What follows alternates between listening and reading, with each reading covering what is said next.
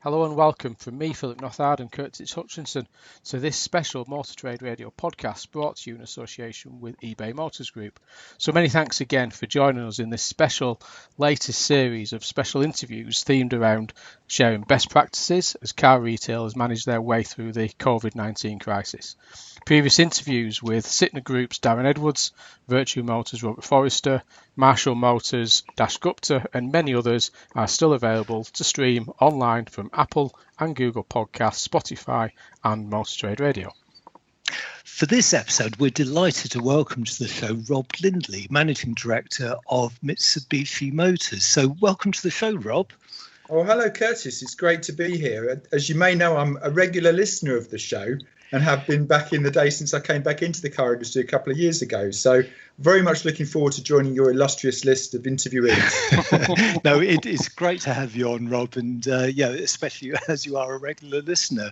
Look, by way of a quick recap of your career for listeners who've tuned in today, you started in automotive back in Ford, and do correct me if I get any of this wrong, but you started back in the late 1980s at Ford, working in the UK and Europe, before joining Mazda Motors UK in 2001 as marketing director, which is when I think we first met. So, gosh, that's nearly 20 years ago now. Yes.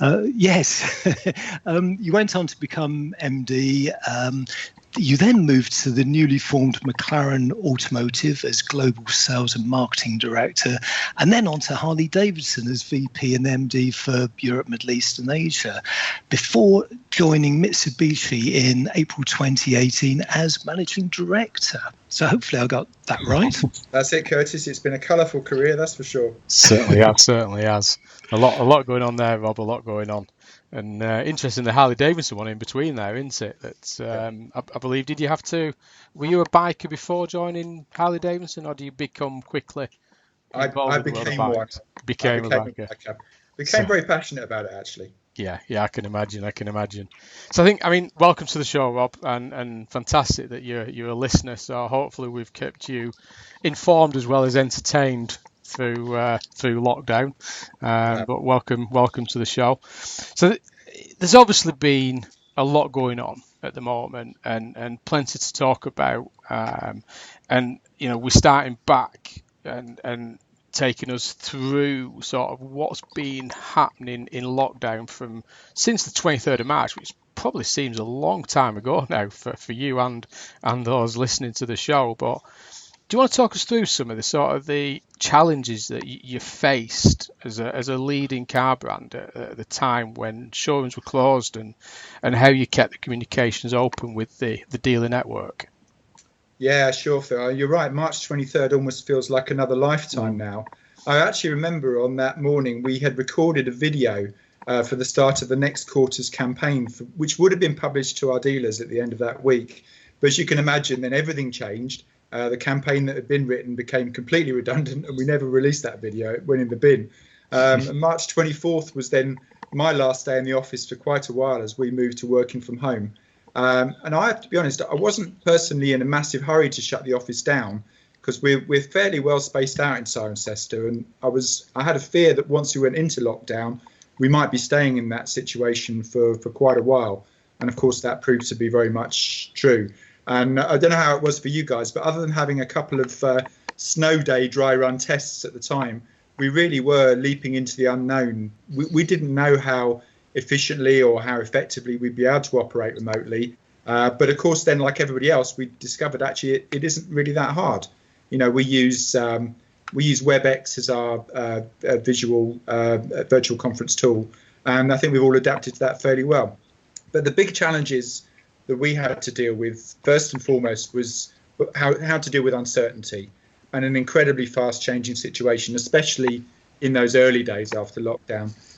Like many other businesses, we went on to daily WebEx calls with our management team and weekly updates with our dealer partners.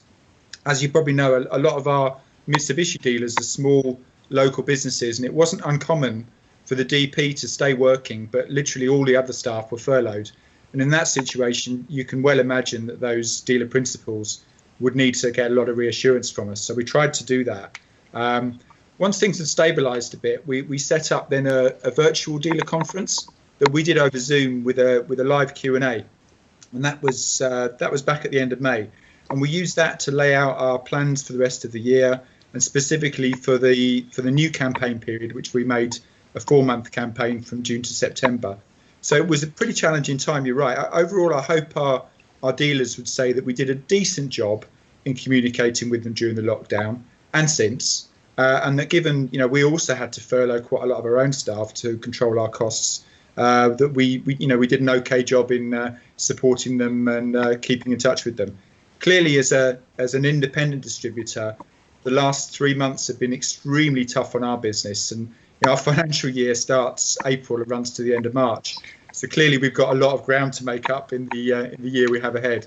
But it's been a challenge for sure. But it's beginning to get back to a little bit more like normality now. And a couple of follow-up questions there, Rob. You mentioned that a lot of your network is operated by owner-drivers. So how much of the network actually stayed open for after-sales during the lockdown period? And how did you manage the fulfilment of March orders? Because, of course, the lockdown happened in what is the busiest week of the busiest month of the year. So how did the fulfillment pan out for the new reg plates? No, that's right. So when it became clear that workshops could stay open, we fairly quickly saw around about 20 of our dealer service operations get restarted, and that's out of 111. And they were initially working mainly for essential workers. But that number then went up progressively week by week. And by the end of May, I think we had 93% of all of the workshops were back open. Our parts warehouse and distribution centre stayed open throughout the lockdown. In the early days, parts volumes, as you can imagine, were very limited, and we only had a skeleton staff. But it quickly built back up, and our P&A revenues are now up to about 80 to 90% of what they were at the same point last year.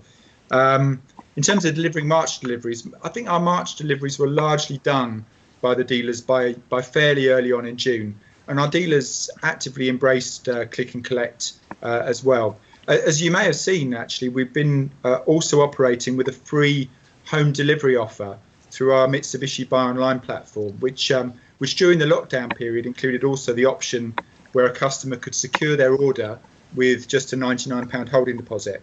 Yeah. So that was quite an important feature for giving customers confidence and supporting the dealers as well. And you may know with Mitsubishi Buy Online, all of the sales are delivered through a dealer in order that the dealers engage direct with the customer as well. So it's a process very much designed to support the dealers rather than to bypass them.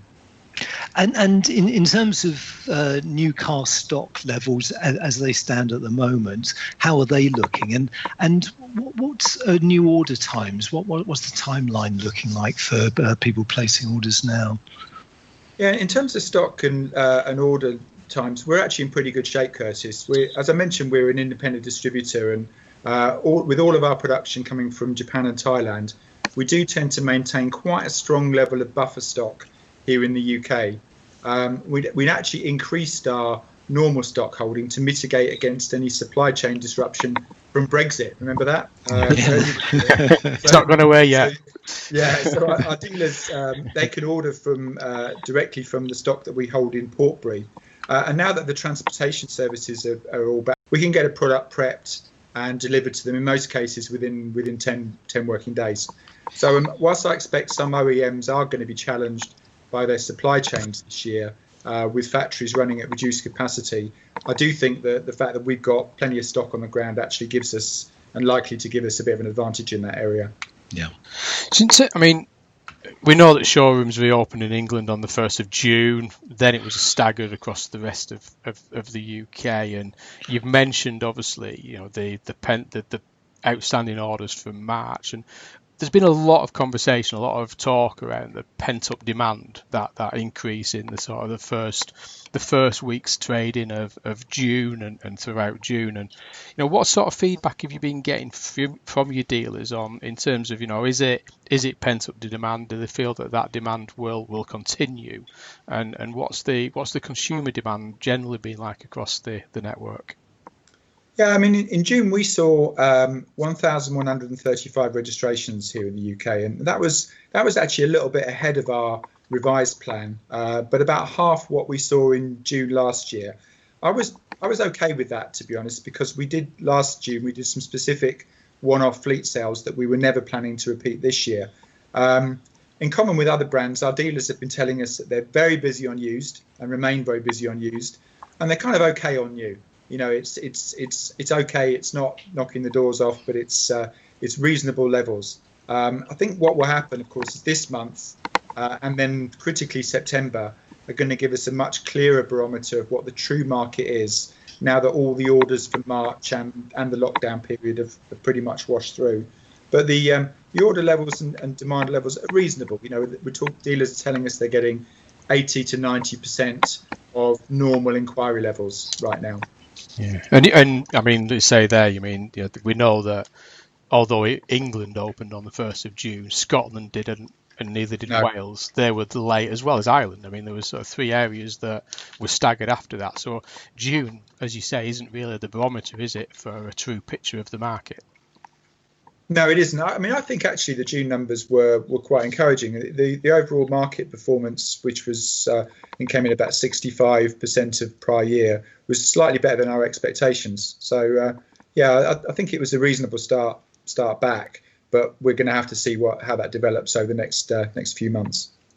Now, Rob, you mentioned click and collect, and many brands and indeed dealer groups, some of which have been on the podcast, they've talked about how they've embraced online sales either before or during the lockdown. Some have actually brought forward programs that they were going to introduce later in the year. What is actually Mitsubishi's digital strategy, and has it actually changed as a result of the lockdown? Well, Curtis, you might know that Mitsubishi was one of the first brands in the UK to actually launch a buy online platform way back in November 2017, before I actually joined the brand. So we treat that platform very much as an enabler. It gives customers choice and gives them some more flexibility, but it's there to support the dealers. And as I mentioned, a dealer is always involved in the handover process. And we very much leaned into that tool during the lockdown period, adding, as I mentioned, our free home delivery offer, which proved popular and gave customers the confidence to place orders when they're a bit uncertain about what they would be doing when the lockdown was in full force. So it's a very important tool for us and our dealer network, and it's certainly been something we were glad that we invested in and had available to us at this time. And then do you expect it to be more in demand now that customers have got used to it, and most manufacturers are offering some sort of online service? Do you expect that to start growing significantly for the brand? I think it'll grow for all brands. I mean, people have been talking about this for years, haven't they? And how online is going to take over the car industry. I'm a little bit on the fence on that one. I think that a blended format is going to remain quite important. I think customers enjoy that engagement with dealers. I think it's such an emotional and high value purchase that the retailer part in that is actually really critical, and I think will be for many years to come. I think the online plays a very important part in the sales process, but I don't think in the foreseeable future it's going to replace the retailer, the dealer experience. Yeah, I think you're right. I think there's that sort of cohesive approach between the two, that blended, having an online presence as well as that physical element. I think what this probably has done is brought forward, accelerated the need for having that both options available to the consumer, so that the consumer can choose which they want and have, like you say, a blended option of both. So in terms of, I mean, you've mentioned used cars there, and we've had people on the podcast previously talking about obviously the expressed focus on used cars as you know, you mentioned Brexit before. We'll soon be back talking about that again soon enough, I suspect. But you know, the new car market was a challenge pre-COVID in some areas, not just the UK, but you know, there was WLTP, RDE, and everything else that was influencing the new car market. But there's this renewed focus on used cars and after sales. And how is the Mitsubishi network holding up with that? You know, in terms of used car buoyancy and after sales strength across the network. Yeah, Phil, I think our dealers have always focused very strongly on used cars, and actually particularly after sales. In fact, if you look at Mitsubishi dealers on average have really strong overhead absorption figures in excess of 80% absorption pre-COVID. And a key factor in that has always been the Mitsubishi service plan, where there's a penetration of almost 90% of eligible vehicle sales. So the after sales part of the business is definitely a strength of the franchise, and I think that will continue. Regarding used vehicle sales, I mean, during lockdown, there was a lot of nervousness, wasn't there? And uncertainty within the industry about what would happen to used car market and to used car values post-COVID, and whether those values would be impacted by distressed disposals. And of course, what we've actually seen, what's happened is almost the opposite. Consumer demand for used cars has remained very buoyant during the lockdown period. And our dealer used car website stats show that activity doubled in May versus April, and then in June returned to levels equal to last year. So there's definitely been a strong demand on used cars. We lean into that with our dealer network to help give the dealers confidence. We launched an SOR program for vehicles that we sell to them, which we announced at our virtual dealer conference at the end of May. And all of the cars and trucks that we made available for that were taken up almost immediately. So our dealers continue to report very strong demand for retail-ready franchise used cars across the range. Probably for us in the used car business, there's two standout performers. Firstly, we've got the Outlander PHEV, which has been more and more in demand as customers are embracing that change to ULEVs. And of course, it's also an affordable SUV with great environmental credentials. So as a used car, it ticks a lot of boxes, as it does as a new car. And then secondly, L200 pickup. And the demand for pickup has been particularly strong on the used side, actually, 75% higher than last year. So I think that's the signal that you've got SME type customers coming back into the market and looking at affordable options that can work for them in the pickup space. So that's a very encouraging sign for us. Yeah, I mean the LCV market really got going quicker than the car market. I think post lockdown, I think the figures seen through the LCV commercial vehicle market has been strong, and it hasn't shown signs of slowing down, I don't think, at the minute. No, not at all. Now, Rob, there's plenty of talk about whether the government should introduce another scrappage scheme or whether there should be a wider market stimulus, although I guess a VAT cut is looking unlikely now following this week's statement about VAT cuts across the hospitality sector. So that may not come into play. But what's your thinking about these suggestions in terms of getting customers thinking about buying again? What's your view on what's best for the market there? Yeah, as we record this today, I was watching Rishi Sunak delivering his mini budget that isn't a budget at lunchtime, and I was hoping that we might get some good news from Rishi in terms of VAT, but clearly that was going to be for the hospitality sector and not for the automotive sector. You know, we know that the SMMT has been lobbying hard with government for stimulus measures for the new car industry, and I fundamentally agree with that position.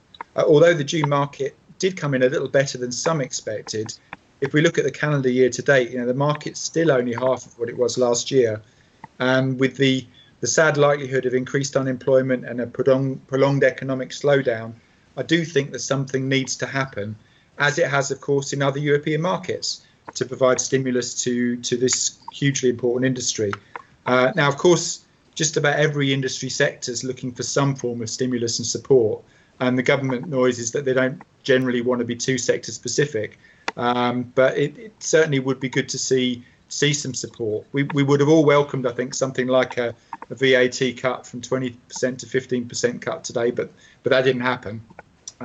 For me, I think the most important thing is that the government makes a decision on this quickly and makes its position clear.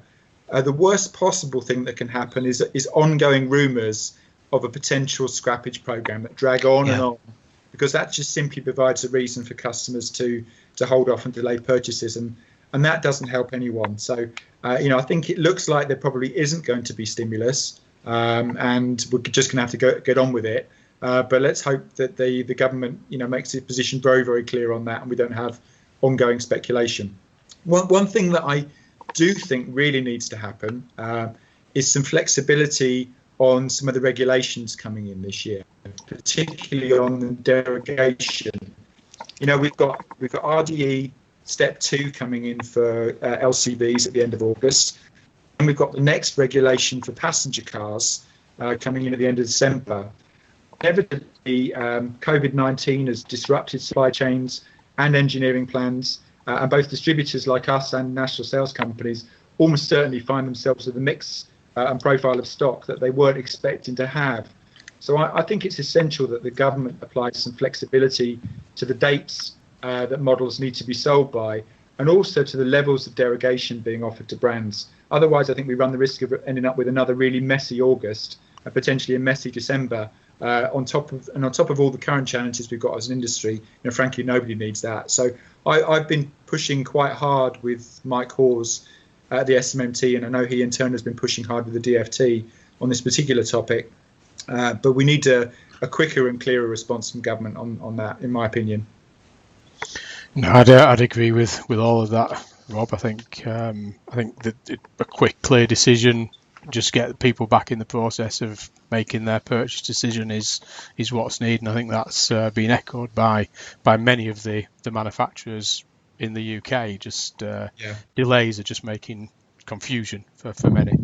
I mean, finally, I'm just thinking from a crystal ball perspective.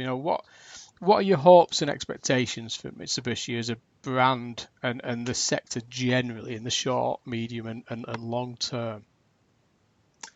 Well, it's a great question, Phil. I mean, Mitsubishi is a great brand with a history of innovation and great new products. And whether that's, if you look back at the Shogun or the Evo or L200 or the Outlander PHEV, Mitsubishi have got a great record of anticipating customer needs and trends and either creating or expanding new market segments.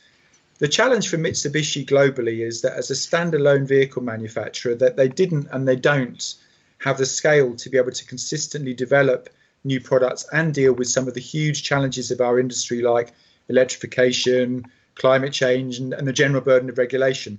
And that's where I think the alliance with Nissan and Renault is of crucial importance. What that does is it gives Mitsubishi an effective scale and therefore the ability to continue to invest in new products as part of one of the largest automotive groups in the world. So for us as an independent distributor here in the UK, my hope is that Mitsubishi will continue to produce great innovative products like the Outlander PHEV that define and develop new segments in the market. Clearly, Mitsubishi's defined its focus as being in the SUV space, the crossover space, 4x4 space with pickups, and a particular focus on PHEV technology. And these are all great places to be because they're segments of the market that are growing right now. So with that focus, and if the product pipeline continues, then I think the future can be bright for the brand. Turning to the industry, I've been in this industry for, over 30 years now. And I think right now we're facing some of the greatest challenges we've seen in all that time. But it's a sector that has loads and loads of smart and passionate people. And I think we can overcome those challenges. Above all, I think this business should be nuts and bolts or printer paper. We're selling cars and trucks and motorbikes and things that give people a great deal of excitement and pleasure and make them happy. So if we can continue to try and have fun as a sector, as a business, and to provide that excitement and pleasure to our customers, then I think the future for the automotive sector is definitely still very bright. I'd agree, and it's been fantastic having you on today, Rob. It's been a pleasure, and it's always good when you get somebody on that's an avid listener to the show as well, I think, more than anything else. But great roundup. As you say, fantastic loyal dealer network with Mitsubishi that is growing all the time, with additional dealers coming on board with Mitsubishi, and as you say, 80 plus overhead absorption, strong lineup of representation across the vehicle types. I think, as you say, there's a lot to look forward to, and as you know, 30 years in the industry, we've faced some challenges previously. We've always come through a resilient sector, aren't we, in terms of what we get through and what we've put up with, and will exist. So just to thank you for coming on today, Rob, and it's been a pleasure talking to you, really, and for you sharing your thoughts and views of the market. Well, thanks, guys. It's been an absolute pleasure for me to talk with you and to be part of the show. So I really appreciate the time. No, many thanks for joining us, Rob. Great to catch up with you again, and thanks for sharing your experiences and observations at this important time for car dealers. We wish you, your team, and the dealer network well over the coming months as we work through these challenging times. But unfortunately, that's all we've got time for now. You've been listening to this special Motor Trade Radio podcast brought to you in association with eBay Motors Group. Please like and share on social media, as it's important during these times for the dealer community to continue to work together and share experiences and best practices. So many thanks to you for listening and supporting the podcast. Philip and I will be back with the industry headlines on Saturday, but do watch out for more special podcast interviews over the coming weeks. Until next time, stay safe and stay well.